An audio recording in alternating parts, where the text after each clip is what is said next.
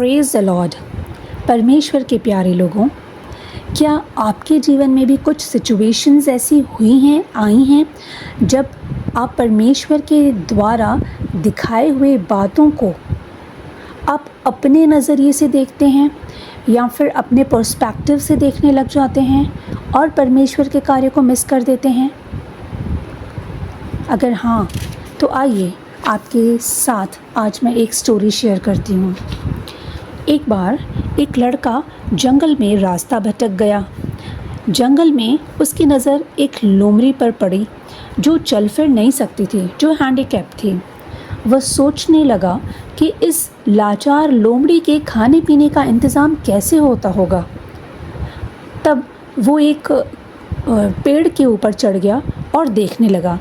तभी उसे एक शेर आता हुआ दिखाई दिया। उसे लगा कि शेर उस लोमड़ी को खा जाएगा, लेकिन ये क्या, शेर ने अपने मुंह में किसी जानवर का मांस दबा कर रखा था और वह मांस लोमड़ी के आगे डालकर चला गया। वह लड़का ये सोचने लगा कि परमेश्वर कितने भले हैं, वो कितने दयालु हैं, जो इस लाचार लोमड़ी के भी भोजन का प्रबंध करवा रखा है। उसके भोजन की चिंता की है परमेश्वर ने और उसके लिए सब कुछ मैनेज करके रखा है। घर आकर उसने डिसाइड किया कि जैसे परमेश्वर ने उस लोमड़ी के खाने का प्रबंध किया, वैसे ही वो मेरे भोजन का भी प्रबंध करेंगे। इसी जिद में वह कई दिनों तक भूखा रहा। जब उसकी टीचर को इस बात का पता चला तो वह उसके घर पहुंचे। उसने पूरी बात टीचर को बताई और कहा, जब परमेश्वर उस लोमड़ी के लिए भले हैं, दयालु हैं, तो मेरे लिए क्यों नहीं? क्या वो मेरे परमेश्वर नहीं? क्या वो मेरी चिंता नहीं करते? इस पर उसके टीचर ने कहा, बेटा, तुम परमेश्वर का इशारा नहीं समझे। परमेश्वर तुम्हें उस लाचार लोमड़ी की तरह नहीं, पर उस शेर की तरह देखना चाहते हैं, उस शेर की तरह बनाना चाहते हैं। परमेश्वर चाहते हैं कि तुम उस शेर की तरह बनो जो स्ट्रॉन्ग है और साथ ही उसके मन में दूसरों के प्रति दया है और समय आने पर उसकी मदद करता है। गलती परमेश्वर की नहीं, पर तुम्हारी है, तुम्हारे दृष्टिकोण की है, तुम्हारे नज़रिए की है। इसलिए परमेश्वर के इशारे को समझो, उठो और भोजन करो।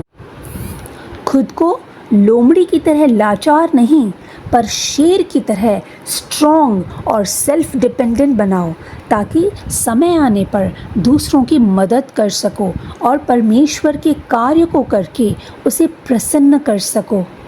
प्रियों, कई बार हमारे साथ भी ऐसा होता है, जब हमारे आसपास कई बार ऐसी सिचुएशंस आती हैं, ऐसी परिस्थितियाँ आती हैं, जब हम परमेश्वर के दिखाए हुए बातों को, उनके विजन्स को हम अपने पर्सपेक्टिव से देखने लग जाते हैं और फिर परमेश्वर के कार्य को मिस कर देते हैं। फिर परमेश्वर से पूछते हैं कि प्रभु, आप अपने कार्य के लिए मुझे कब इस्तेमाल करेंगे? प्रियों, हमें अपनी बुद्धि और ज्ञान पर नहीं, परंतु पवित्र आत्मा की मदद मांगनी चाहिए, ताकि वो हर पल, हर कदम पर हमें गाइड करे और हमें अंडरस्टैंडिंग दे, समझ दे और साथ ही हमें हिम्मत भी दे, ताकि हम उसके कार्य को आनंद से करते जाएं। प्रियों, परमेश्वर सिर्फ बाहर से इंसिडेंट के थ्रू ही हमें गाइड नहीं करता, हमें नहीं बताता कि वो हमारे लिए क्या चाहता है, बल्कि उसका पवित्र आत्मा हमारे अंदर रहता है। यीशु मसीह ने कहा था, मैं पिता के पास जाता हूँ और तुम्हारे लिए एक सहायक भेजूँगा। वो सहायक हमारे अंदर रहता है, वो पवित्र आत्मा हमारे अंदर रहता है और उसके थ्रू परमेश्वर के कार्य को हमें कन्फर्म करना चाहिए। आइए देखते हैं मत्ती का 7 अध्याय का 24 पद। इस वचन में लिखा है, इसलिए जो कोई मेरी ये बातें सुनकर उन्हें मानता है वह उस बुद्धिमान मनुष्य की नाई ठहरेगा जिसने अपना घर चट्टान पर बनाया। प्रियो, हमें परमेश्वर के वचन से कंफर्म करना है, क्योंकि वचन कभी हमें डगमगाता नहीं है, हमें कंफ्यूज नहीं करता, बल्कि जो हमने सीखा है, जो हमने अपनी बुद्धि से समझा है, हमें पवित्र आत्मा की मदद के द्वारा वचन के अनुसार कंफर्म करना है। क्योंकि वचन कहता है बुद्धिमान मनुष्य अपना घर चट्टान पर बनाता है जो कभी भी हिलता नहीं है। प्रियो, एक और वचन देखते हैं, इफिसियों का 5 अध्याय, उसमें 16 पद, वहाँ लिखा है अवसर को बहुमूल्य समझो। प्रियो, परमेश्वर जो अपॉर्चुनिटीज़ हमें देता है अपने कार्यों को करने के लिए, हमें उसे समझना होगा और उस अपॉर्चुनिटीज़ को हासिल करना होगा, उसे बहुमूल्य समझना होगा और उसके अकॉर्डिंग चलना होगा। 15 पद में लिखते हैं, ध्यान से देखो कि कैसी चाल चलते हो, निर्बुद्धियों की नाई नहीं परंतु बुद्धिमानी की नाई चलो। हमें बुद्धिमानों की तरह चलना है, हमें निर्बुद्धियों की तरह नहीं चलना परंतु बुद्धिमान लोगों की तरह चलना है।